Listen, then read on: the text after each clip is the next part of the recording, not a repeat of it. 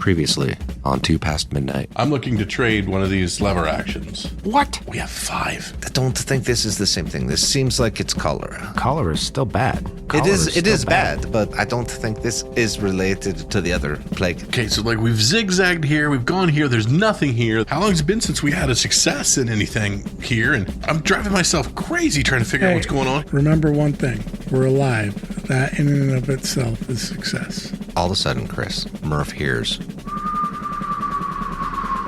whistle fuck. sound over top, and then boom!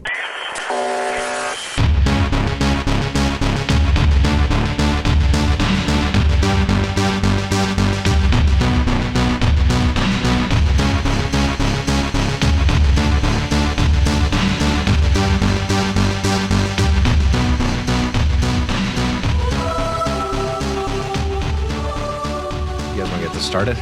Yes, sir. I guess. I don't want to die. I don't think we were that. We didn't leave off there, did we? Where we left off was at the house. Murph and LT were talking, and all of a sudden there was the boom. That was where we left off. Shit, I forgot about that. Of some kind of incoming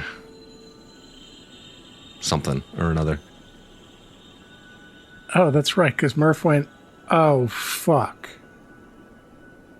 So back at the office where Merrick and Dr. Dolinsky and Emmett are talking to Christoph, the guy that's the commander of the town, Grójec, where you guys are. You guys were having the conversation back there, trying to figure out the timeline of like how long it would take Dr. Dolinsky to get everything squared away as far as like this cholera epidemic that they're having and like water, treatment, and because obviously that's where the problem would be some sort of sewage issue. You guys in the distance hear and a couple more explosions off in the distance. What is that? That is Excuse me, gentlemen, if you will, excuse me, and like the door suddenly opens, and like the guard that had walked you there, it's like, sir, we have incoming, and he's like, I have to go, and he was like, Where's this incoming from? I have no idea, I'm not sure, and he starts to go out the door. Cut back over to the house, where Murph and LT are. Chris, I gave you an opportunity on a recon roll to see if you noticed before the one that's going to hit nearby where you guys are. You succeeded at that recon roll. So this is what you guys have. An opportunity to roll a mobility roll. Oh, yeah. I'm going to give you guys that to see if you can make it prone before the explosion goes off. Kyle? I am an A and a B for mobility. Mm-hmm. I have a +1 when running. Am I running? Nope. Okay. This is a drop prone to reduce the amount of damage you would take from this explosion. An 8 and a 9, 2 successes. Okay. Chris. And I'm an A and a C. 11 and a 1. 2 successes. You both are able to drop prone. The damage from this would be a blast D based upon your guys' distance from the explosion and the house. It doesn't hit our house. It hits the one beside us. Nope. It hits out right outside of the house. And then you guys drop prone. That actually reduces the damage, the blast power on you guys down to non-existent because it's 1 step below D. So you guys actually don't have to roll for it. But roll me a D6, Kyle. A 2. Okay, so the walls are still standing on the building at least. Thank goodness. Because if not, it was going to take out the armor value of the wall that was on that side of the blast and whatever. But it's like, boom! What's left of whatever windows were there just gets blasted in, and that quilt that was there just comes tearing off the doorway. And you guys in the distance start hearing some other, boof, boof around. But that was the one that hit right by you guys. What do you want to do? What the heck was that? We need to get out of here. get out of the building or hunker down in the building? I think those are going to keep coming down. So we go out towards the blast? Because that's the only way out of here. I mean, we're sitting here waiting for a direct hit. I'll hunker down with you, but I'm not happy about it. I just don't want to die, man. I've seen this movie before, and everybody in the village died except for us. Was it mortars? How much time do we have before the next shot? I have no idea. No. On the block artillery. you guys are on, you can hear other ones. Boo! You hear another explosion, and like it's close by. Like it's within 30, 40 meters or so of you guys. Like you can hear like another boom explosion of like the house right next to you where you all are. Is there a back door to this thing? Can I peek my head out of the non-existent quilt and see if we can tell where they're coming from? Sure. It's gonna be hard because you're just seeing explosions around you. Yeah. I mean, outside you just see fucking dust in the air and like dirt and smoke and I'm gonna say no. Like you're not gonna be able to know where it's coming from. Because our luck, we will try to run away and run towards it.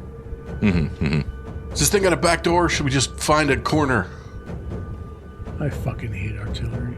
You guys continue to hear boom, boom. Outside you can hear people screaming, running, like commotion outside. Back at the office where you guys were, Christoph had just bolted out the door. What are you guys doing? Emma's going to follow him. Same. Okay. Merrick's gonna go. Dr. Dulinsky, you stay here and bunker down. I'm going to check, see if there's a wound there. If I just stay here. You should stay here and wait until firing is done and then go check. If They are you go not out even now- hitting outside. Excuse me. And he goes by you. Stupid doctor. Site safety, you stupid doctor. Yes, then the explosions are further away. All right. So he starts heading closer towards the explosions because it seems like they're heading a little bit further away from where you all are, and like outside you can see people starting to mobilize. The other people here, like they start like heading off, to try to see where it might be coming from. Same thing as what Chris was talking about, but it's not really. Yeah, that's the unfortunate thing about artillery. You know what was? You know what it kind of like brings to mind, like if you're the one that's getting shelled. Okay. No, I thought they portrayed it well. Was Band of Brothers with the Battle of the Bulge. Yeah, it's just suddenly there's fucking explosions around you. And you should, and I know, should hunker down and try to make yourself small and pray. That's your only option. But they are going to be targeting the buildings. All of a sudden it like seems to subside, and that ringing in your ears is slowly replaced with the sound of people, crying, wounded people, injured, their painful sounds. And that's what you guys can hear from like down the street from where you are. Is it over? Do you think it's safe? Out front you can see a small crater from where the one that landed right by your house is. Do you think it's safe to go out, or should we wait and see? Maybe we should see if we can help some people, but our luck, we'll get out in the open and they'll start shelling again. But fuck it. Let's go. Let's go see if we can help somebody. And we peek our heads out slowly and stealthily. Murph takes out his St. Christopher necklace and gives it a little kiss and tucks it back in. Down the street from where you are, you see the kid that had been watching the house before, keeping an eye on you all, and he is injured on the side of the road. Hey, let's go check on the kid. Let's go. We run up there. I'm probably going to assist because I don't have as good of a medical aid, but I will assist Murph. That's debatable. I think I have a D. Yeah, I have a D and a D. I have a C and a nothing. So it'd be a C and a D, whoever Either aids way. who. Whoever aids who. So Then I would do it. I will do it. I will begin aiding. An 8 and a 2. okay. Well, you didn't. If you were aiding, you don't have to roll. It's just gives I'm a sorry. +1. I would medical aiding. Sorry, Giving I said that aid. stupidly. Gotcha. All right. So we cut back over towards near the office, and we can see Christoph like telling people, he's like, instructing, part of the troops to, he's like, take such and such, and go over to the northwest and make sure we're not getting anything coming from that direction. We'll be heading down to the southeast side of town and secure that area. And they're basically just like trying to make sure they can cover, because if they have artillery coming in, it seems like maybe something else is coming in after it, and this was just a softening up the target. So they're like heading out to kind of try to secure the perimeter, but they're headed down back towards where the house was that you guys were all staying at, Jeremy and Brian. Okay, then we would, stay with them headed that way. Which seemed to be the area of town where the majority of the explosions were happening. Like, that seemed to be what was getting shelled at that point, which is where your guys' house was. Merrick's going to help Dr. Jelinsky. Okay. So you guys start headed that way. Yep. Kyle, you're able to stabilize his 1 round crit, and it will require another medical aid roll to stabilize the next one of it. It's all right, buddy. We're gonna get you fixed up. Don't worry about it. We're gonna get you fixed up. Don't look at it. Just, you're gonna be fine. All right, man. You're gonna be fine, buddy. Knowing he doesn't probably speak English. He Just does. kind of babbling. He was talking to Merrick, so you know what? No, Merrick he was doesn't speak speaking English. Polish. Yeah, I know. I was rolling to see if he spoke English. He does not. All right, so that will be one more medical aid roll for you to stabilize this one. A 1 and a 2. Do you want to push that roll? For a kid who was probably spying on us. Interesting. Reliability. You got to be reliable, right? I'm consistent. People got to be able to count on you. All right, I will use a coin because my higher die is the 1, so I will re-roll both of them using a challenge coin. Stop being the second evil GM. A 3 and a 5. A 3 and a 5. I failed. Roll me A D10. a D6. A 3. So while you're treating him, like, he just kind of, and you see that life just go out in his eyes.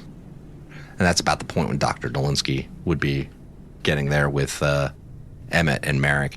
And there's other people that are wounded, like other civilians in the area that are also wounded.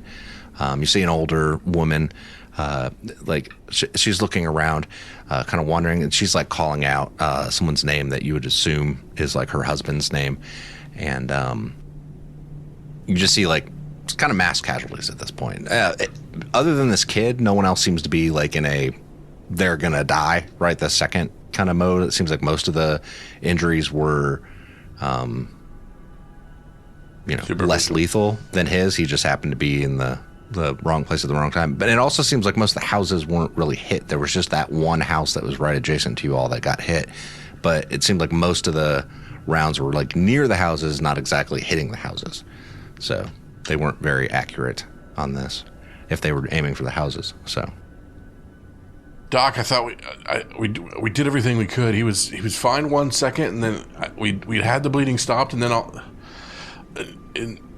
it just happened so fast, and I didn't know what to do. it's okay. You did everything you could. I will check on everyone else. Let me. I'll be back. And he heads off to go check on other people in the area. Would I do something for stress? Did you get a 1 on your second roll? 2 and a 3 after I. Then no. re-rolled. Then you don't get stress. Yeah, you only get a stress if you roll a 1 on that. I on just the didn't push know roll. if losing him, watching him die, would have did anything. No, that would be the one. So I'm fine with it. You don't mechanically take a point of stress, but you can role play take a fluff point of stress. I'm going to fluff a thing of stress because I think that was kind of hard on him.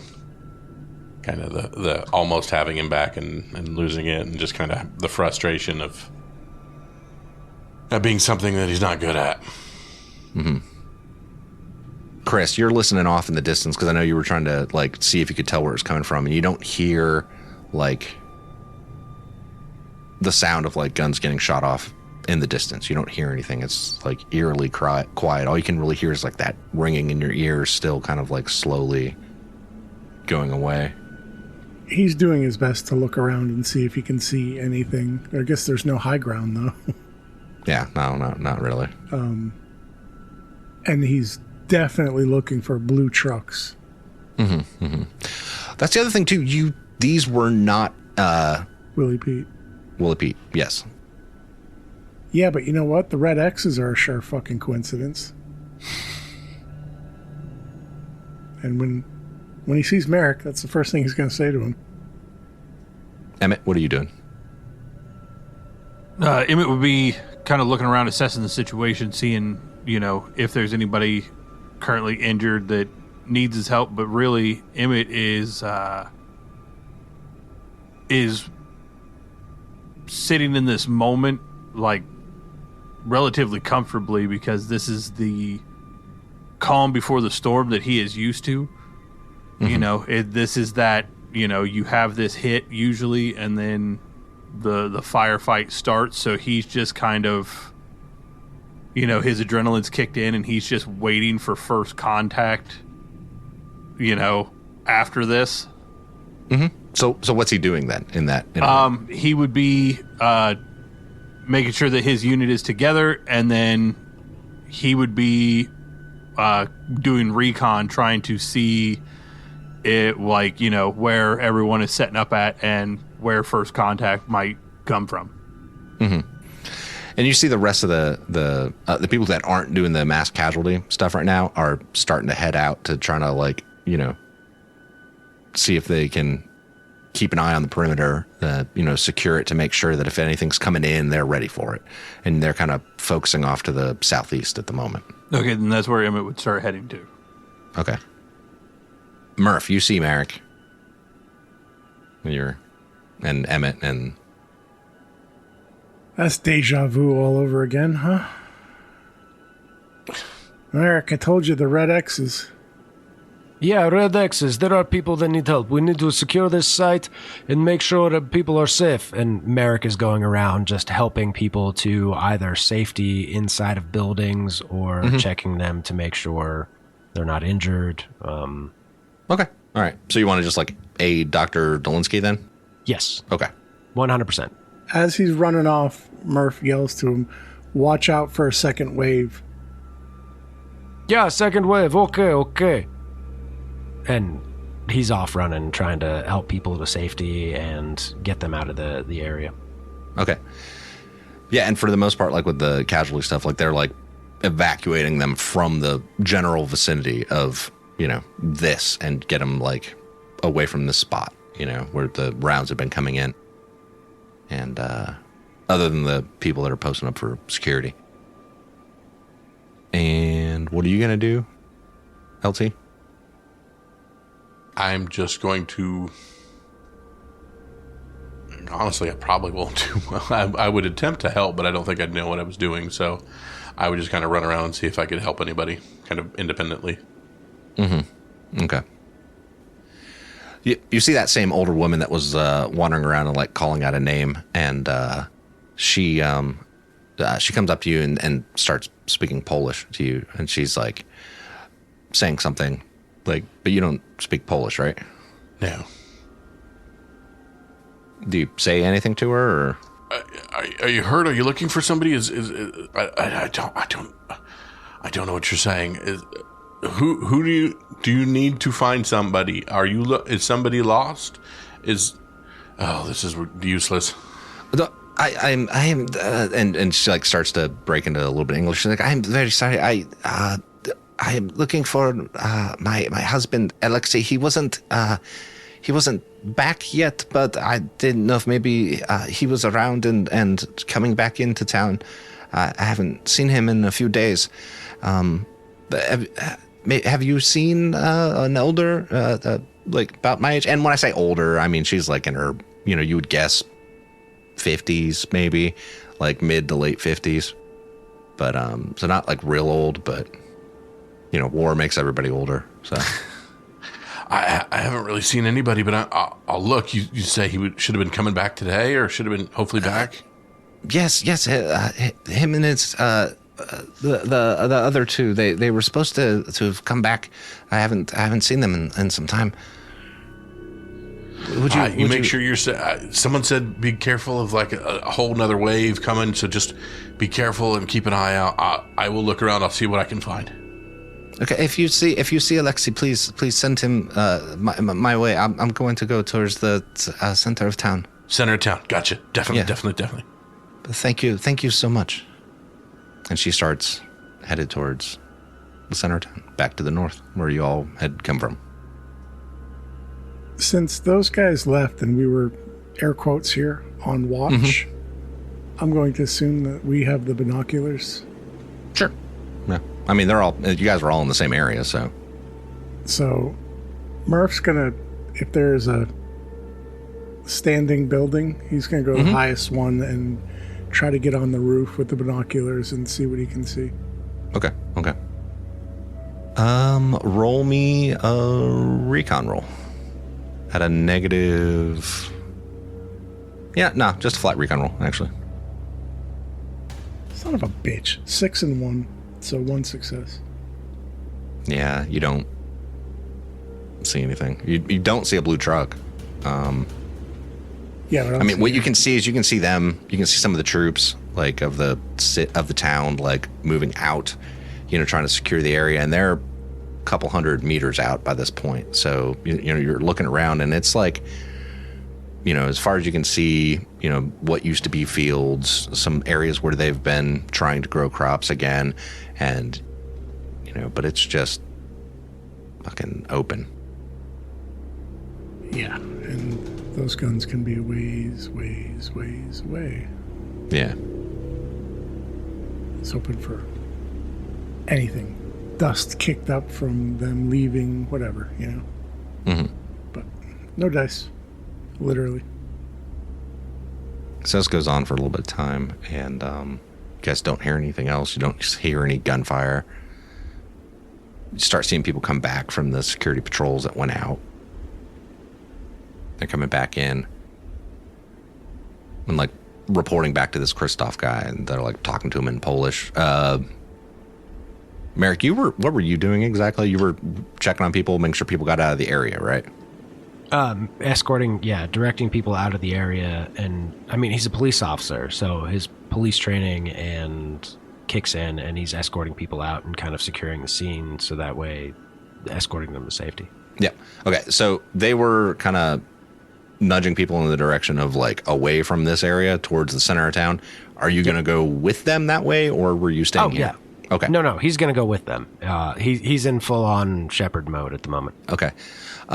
You see, actually, it's the same woman that LT was talking with, and she's like, excuse me, have you? And this is in Polish. She's like, have you seen my husband around? I haven't seen him in some time. I've only been in town for maybe a day, and all of these people are here. Please, if you could get to the safe zone, please just move along, and I'm sure that they will rejoin you soon. Okay. But if you run into a man named Alexei, please let him know that I'm still okay, and I'm worried about him. And what is your name? Nadia. Nadia. Okay, Nadia. I will do my best, Alexei. Alexei and Nadia. Okay. Oh, just please, ma'am, go to safety. And if I see Alexei or if I come across this man, it was with two other men. They were out hunting. Okay, a hunting party. Okay, ma'am, get to safety, and then we will come back to the hunting party when we can. Okay? Fuck! Now I get it. Of course. And she starts headed towards the center of town. Some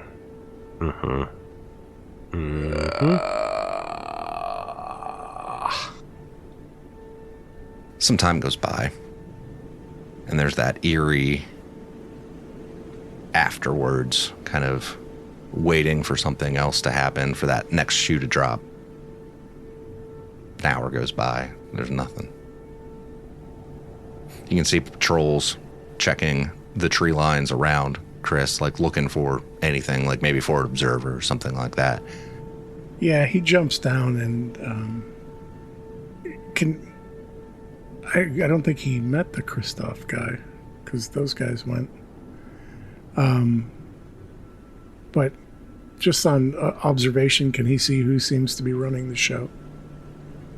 I mean, at this point, it's kind of like smaller units that are out, like securing the perimeter. Like the guy that had come down with them was taking people back, towards the center of town. Like he wasn't sticking around in the area. He'll try to go find Merrick. Okay. You saw Merrick headed towards the center of town with the civilians. Yeah, he'll go try to find him. Okay. Emmett, you're out there surrounded by a bunch of locals speaking in Polish around you, talking about it. And like one of them like looks over at you and says something. And it's just, you have no idea what he's saying. He says it again, shakes his head and like walks away. Fat lot of good this is doing. It just doesn't make sense. Why would they waste the time and energy and the resources and then not do anything? It just doesn't make sense. Emmett would start trying to head back towards the center of town, I guess, because I am bumping up against a language barrier here.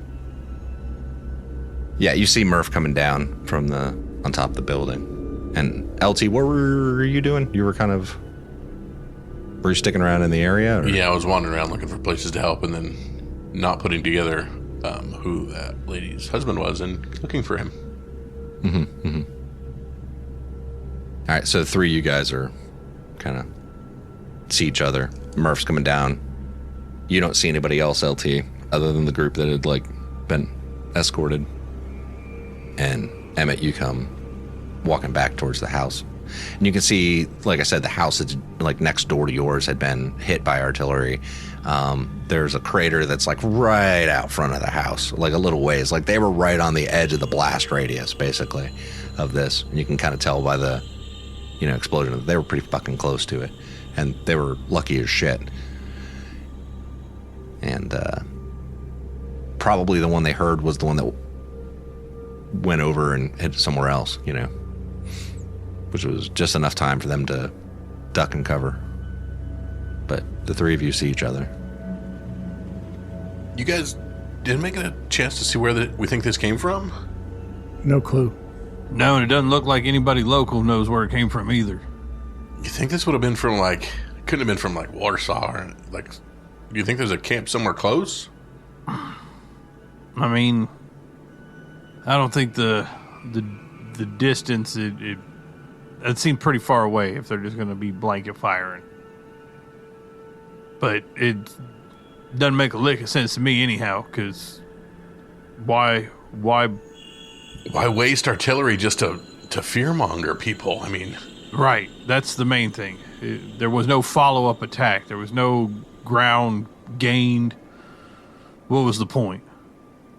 Other than just to, cause havoc and devastation to this rural community here. I mean, they don't even really have any kind of military presence. It looks like mainly just, a local militia that they've got trying to scramble around here and guard the perimeter. Yeah, it's just a couple people trying to rub a few sticks together. There's nothing here. Yeah, well, that was the good news. I went up on a roof trying to see if I could locate anybody and see if there's a follow-on attack. And I couldn't see anything. Nobody. No, I followed a couple of locals around on patrol, and I mean, they kept trying to talk to me, and it wasn't working out. So I finally broke loose, came back to town here. It doesn't look like anybody's got really a good idea of anything that's going on. Yeah, there was a lady walking around looking for her husband and a couple friends that was expected back and worried that he got caught up in this blast or something. You think this is a smaller version of what we went through before, Emmett? The red X's just seem like a hell of a coincidence. I don't know. I mean, when they came in on us, it was targeted, it was quick, and it left little to no room for error. They weren't just throwing spaghetti at the wall. Yeah, well... You know, and none of this was Woolly Pete either. I mean, this was not burning up anything. They just... shelled the village. Yeah. By the way, even the smallest artillery, the 105 millimeters, could, based off the range on it, which is 150 hexes for the close range, is 12 kilometers away. So, like, for extreme range. So, knowing where it's coming from is kind of a, yeah. Right, Jeremy? Yes. Yeah. I did the math real quick. I was like, based on the book. To figure out where indirect fire is coming from requires radar. Yeah. I wouldn't. Otherwise, shit's just blowing up around you, and there's no really indication of where the fuck it's coming from. That, and I made this really snazzy XL for figuring out ranges, by the way, guys. It's really cool. Fine. Yeah. Oh, yeah, because he felt like we got one over on him last time. I did. I would like to apologize. I was thinking the range was my range, and it was incorrect. Brian was at a much farther range than I was. Yeah, he was at 440, which would be the extreme, because the extreme goes from 320 up to, well, just 320 is the end of the long range, and then up to 640 would be the extreme range. I thought he was at 300 because I'm a that's fine. narcissist and thought everyone was with me. Thought everything was about you. Yes. Jeremy, what about mortar fire? No, it's the That would same, be man. closer, It's the same. but still, yeah. It's still hard to pin down. As far as taking mortar fire, yeah, you have no fucking idea where it's coming from. Yeah. Because even then, it's like, from the distance, like at best. I'm saying like the sound it makes. Depending on the size of the mortar, Yeah. yeah, like the smaller mortars, like 50s and stuff like that, you hear beforehand. The larger ones, if they're farther away, you're not going to hear the initial from the tube. Yeah. I was just thinking the sound of the incoming.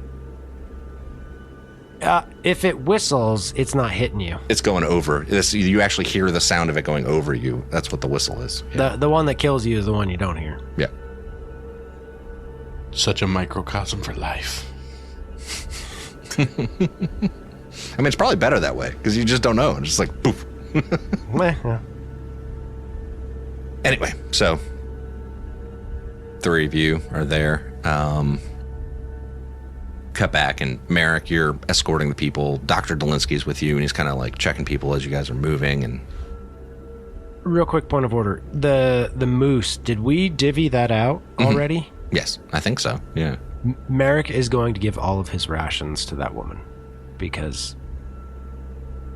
escorting everyone around, he's putting the pieces together that it's highly likely that it was her husband and friends. Okay. So he's just not even going to say anything to her. He's going to be like, oh, here, take this food and eat this food. Take this and please go over there. He's not going to say anything to her about the rest of it, but he's just So gonna this is give her- more. What? he has 2 rations. Oh, okay. Oh, I will give the other one to someone else then. And here is 2 bottles of water. Thank you. Excuse, and she like finds someone else that's wounded and like starts, Yeah. Yeah. He's just going to give her what he has. And Dr. Dolinsky's going around and kind of doing mass casualty stuff. And you could see Christoph going around and like checking on people, seeing how everyone's doing. And goes up and talks to that same woman, like talking to her for a little while. Merrick's gonna keep side-eyeing her, as he's going. Like, he's gonna keep an eye on her, but he's gonna still keep checking on everybody. And the whole time, he looks at her, and he sees the man's face right before he gets hit, and then dead next to the moose. And then the moose blood, and the two other men, and it's just every time he looks at her, he just sees blood. But he can't look away. Cut back out to Emmett and Murph and LT. What's your guys' plan? You can see the people that were securing the perimeter, and they're kind of coming back, and you see them talking to each other. And the guy Prim that had like met you all when you first came in comes over and it's like, are all of you okay? Did any of you get injured in the blast? No, I think we fared pretty well. I mean, these two seem pretty lucky. They had two of them laying for close proximity, but they seem to weather pretty well. Yeah, and you can see the front of the house, like that. Like I said, that quilt that you had put over the front door is gone now, and like there are like what was left of whatever windows were there, and like the boarded up areas had been blasted in, and you can kind of see like marks on the outside of the house. And it's like you were very lucky then. If this was any closer, they would probably not have made it. Yeah, and there was a young boy in the street that wasn't so lucky. He got caught out in all this. Yes, and he like looks over and sees him there. Does this happen a lot? Do you guys get fire like this all the time? We have in the past, but it has been some time since this has happened. I mean, do they normally just do it and leave you alone? Like, it didn't... No. There was this colonel we had issues with before. This lieutenant of his had been hitting us with, marauding us for supplies and, what is the word? Extortion, trying to, extort us for supplies and kind of set up a base of operations here. And him and his men were the ones that we had dispatched on the bridge. But he was part of this other colonel's unit that was at last. I guess they had been operating in Parjouf, just east of here. It's another town east of here, and they had been operating out of there, and I guess had been pushing further west for whatever supplies. And anyway, I thought we were done with this, but it seems like maybe that this is him again. I don't know. That would be my best guess, but that was a couple months ago when we had those issues with them. You don't happen to have a name, do you? No, I don't. I just know it was a colonel in charge of the, gotta look back to see what the fucking unit was on the map. I think I got it on a map. Nope, I didn't. Are you talking about that tank battalion? It wasn't tank, it was a artillery unit. But I don't remember which one. It was some Soviet, artillery unit. One last question. Just humor me, please. The people that were sick and had the red X's painted on their houses? Yes. On their doors? Yes. Who painted the doors? We did. So you guys did that? Yes. Okay. Why?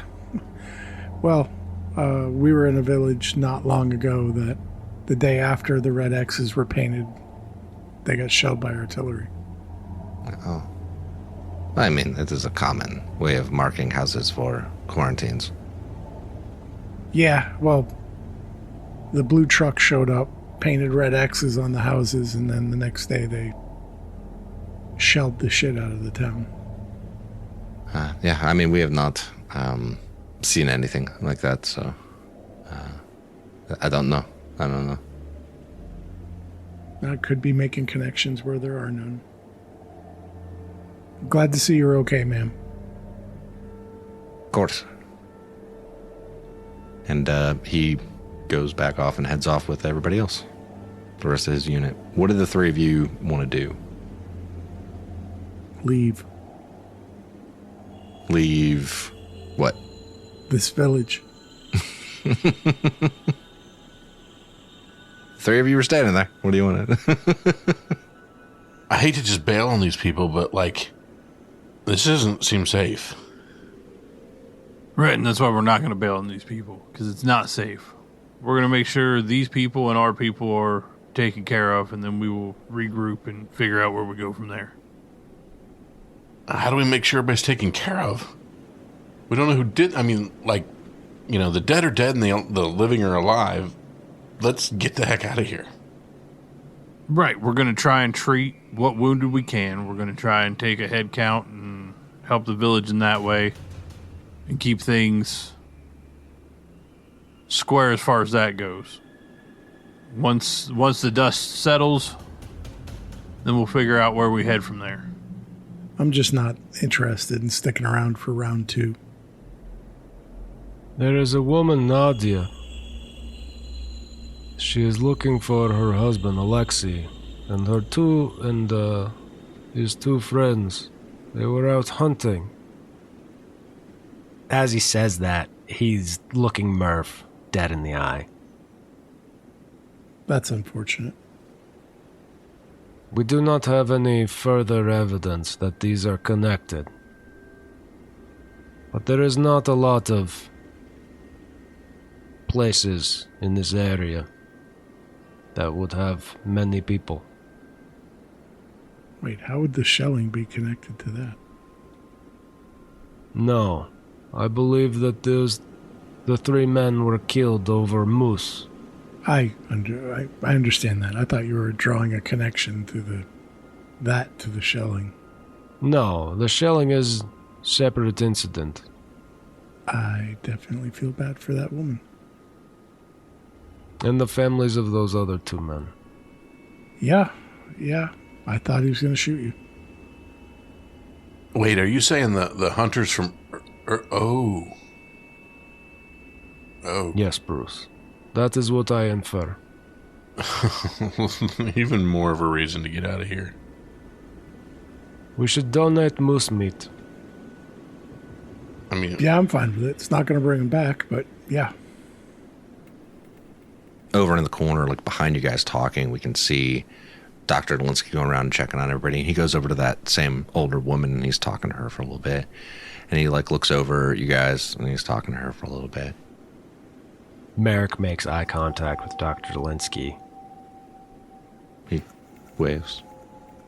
And he waves at him. He keeps talking with her. Puts his hand on her shoulder. Continues on. Checking on people. There is no certainty that they are the same. But probability is very low.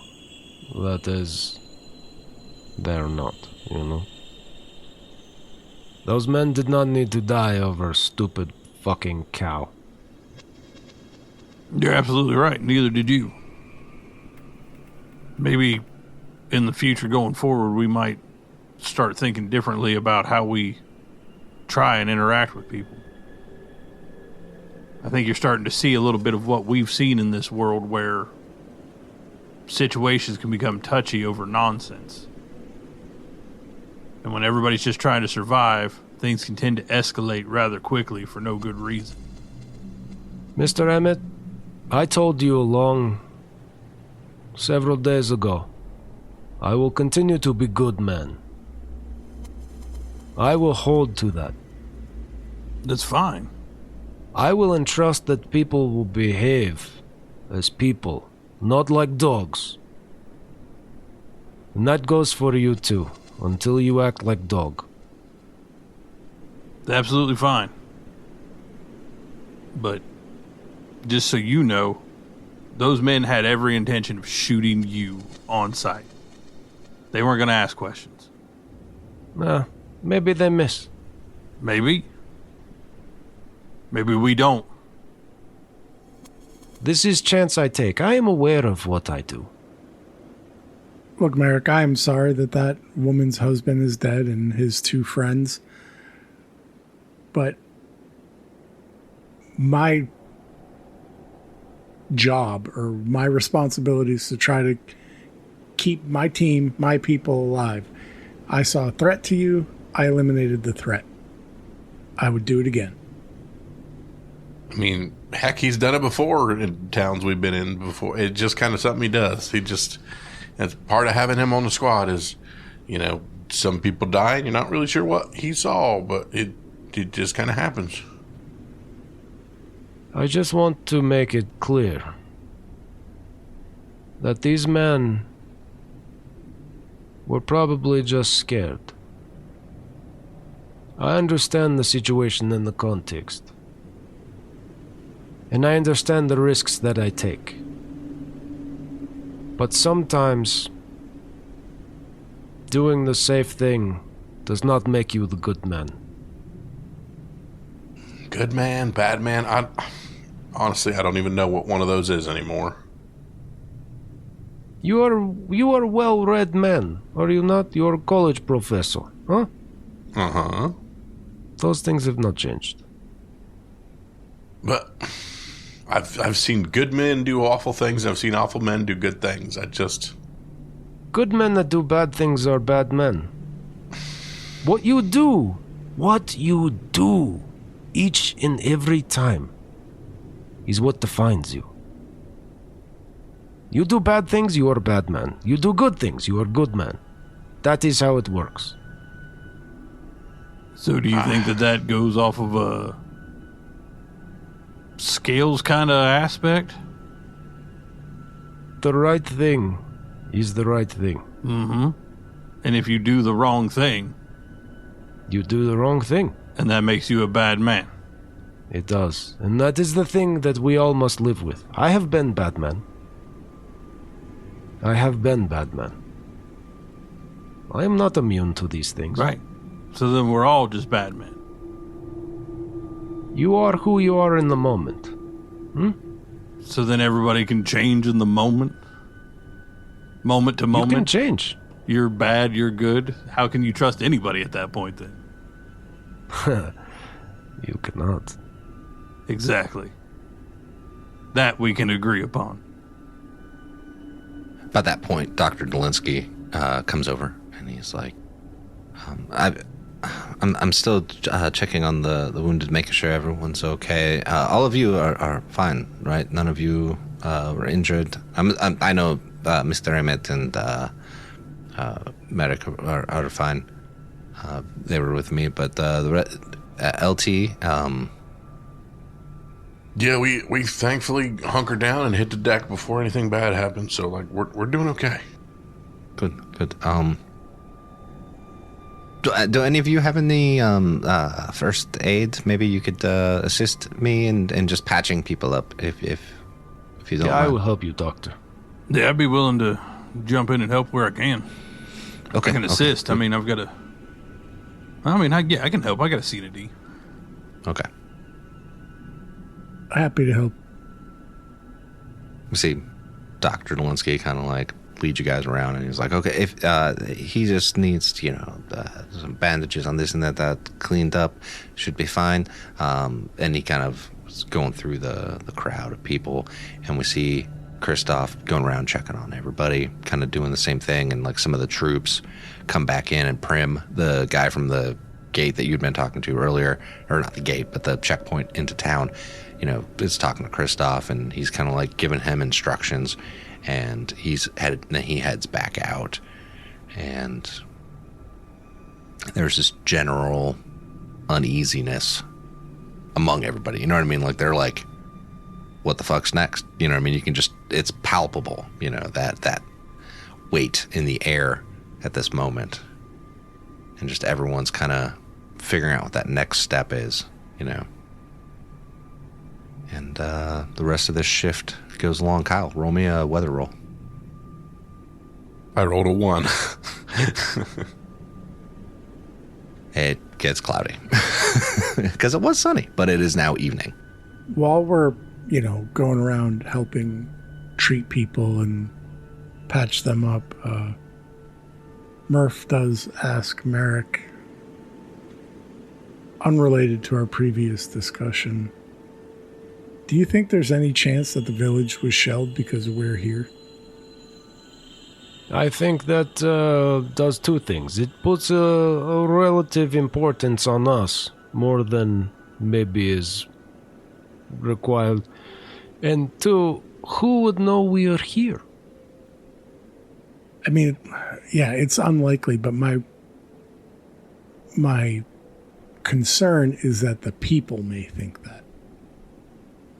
I think this is case of tree falls in forest and we are here to hear it. He kind of cocks his head like, huh?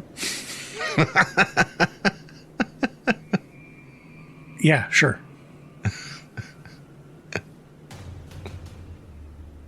I appreciate paraphrased sayings.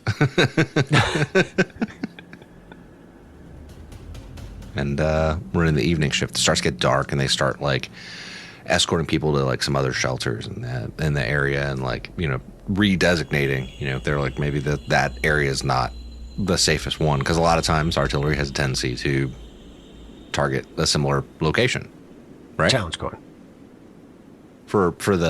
For making me laugh with that. For the tree. I told you I was going to lobby. I'll think about it. It was good. It was a really bad joke. So they start kind of like ushering people to other shelters, and like if you want, we can try to find you all another place to stay. We might be able to find some room closer by instead of where you were originally, but that is up to you. This is Prim now had come and was talking to you all.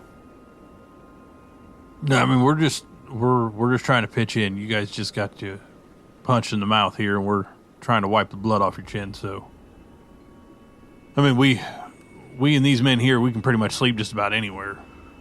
You just kind of point us in a direction. We're more concerned about what comes next. It don't make a lick of sense to just, you know what I mean, to do this and not do anything else. What do you gain from tossing rocks through a window? I believe the term is softening a target. Right. Yes, you're absolutely right. And sometimes they continue to soften targets. That's also true. So we could either have more of this or something else. Right. We have some security patrols headed out around in the countryside around town. I mean, if you all want to Yes. do that we would appreciate that. I mean, if you could you put us with somebody who might not have the language barrier, or if Merrick's willing to join us, because I can translate. I will go. Okay, because the last time while it was all happening, I kind of got bumped up against the language barrier there a couple times, pretty hard. Yes, not all of us in the area, in the town, speak English. Some of us do, but not everyone. Most of us that do got here out of Warsaw in the first place. Not original locals, but we do what we can. Sometimes we speak English, but we pretend like we do not. That happens too. Some people are like that. Yes. We've sent some patrols to the southeast and northeast. Maybe if you want to check to the south, possibly that would be appreciated. Down towards the crossroad, the way. Yes. Okay. Lieutenant Bruce, are you go too? Absolutely. Okay. All right, so you guys start loading up and headed to the south? Yeah, we'll go head south towards the crossroad area. Okay. Roll me a survival roll. And wow, you guys are really close to the north end of this map, huh? Yeah. You guys have gone all over this map. and nowhere near the normal starting place. So, just for reference sake for you guys, this is the normal Way the fuck game's over there. starting point. Kalish. That's it right there. That's as far as 5th Infantry made it. No, but we've been all over eastern fucking Poland. Right. Well, that was part of the thing. Everywhere, man. One of the things that people have often said is like, everyone just heads west and there's not much map left. And so I was like, I'm going to start you guys over here. Way off to the east. I think it's been more fun this way. Well, yeah, if we went the other way, we'd be in Russia. Yeah, exactly. Or,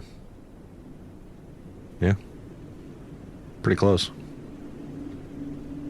All right, so survival roll and a recon roll. Survival roll, is that flat? Yeah, flat survival roll. And then the recon roll is going to be at a -2 for darkness. That is 2 2s. -3 because of the cloudy. 2 2s? Yes. Do you want to push that roll? Yeah, I'll push that. That's a 5 and a 6, so 1 success. Okay, you don't get lost. And you said at a -2, right? Yeah, well, So- -3. 3 because of the dark and cloudy. So, Well, I got a 8 and a 3, so 1 success. okay. All right, so you guys don't get lost. And you start headed south out of town. And I'm assuming you guys are going to go to that next hex to the south, right? Or you're just staying within the hex? No, we would at least, probably clear that hex, knowing the distance that those rounds can travel. Okay. And we're not embedded with anybody, right? It's just us. The 4 of you, yeah. Dr. Delinsky is still back there just to, continuing to take care of wounded. Kyle, roll me 2d10s. A 1 and a 9. Okay. So as you're going along, you're kind of searching to see if you come across, any signs of encampment or, other units. I'm assuming you guys are trying to be stealthy, like looking for some sort of outpost, where like a forward observing as you're closer in town, but you don't see anything. You start head further off, and the road's right there, so you know that would be an ideal place to be moving artillery around, like a little bit better than off-road and getting stuck in mud.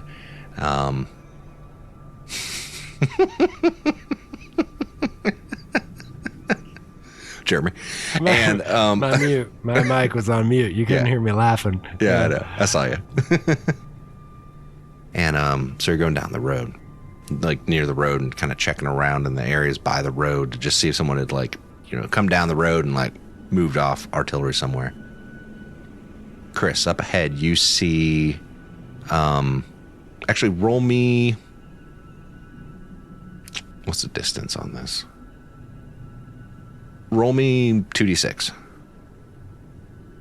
6 and a 6. I don't Okay. like that. Is that number of people? No. So about 120 meters ahead of you. And it's starting to get dark now because it's evening, right? But you're only like the sun's just starting to set, so you still have a decent, distance of visibility. But you see this dark shape that you're like, that looks like a body, through your binoculars. Just laying in the grass on the edge of this tree line.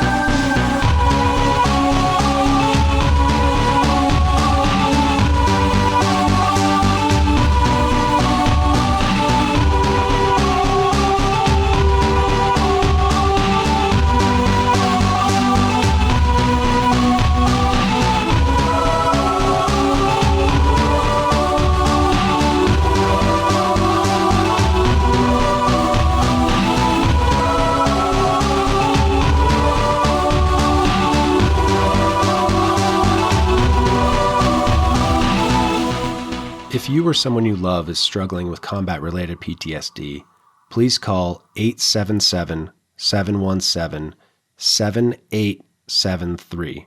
Again, that number is 877-717-PTSD. Or you can visit online ptsdusa.org. That's PTSD Foundation of America. If you call, you'll be immediately connected to a combat veteran who understands those experiences.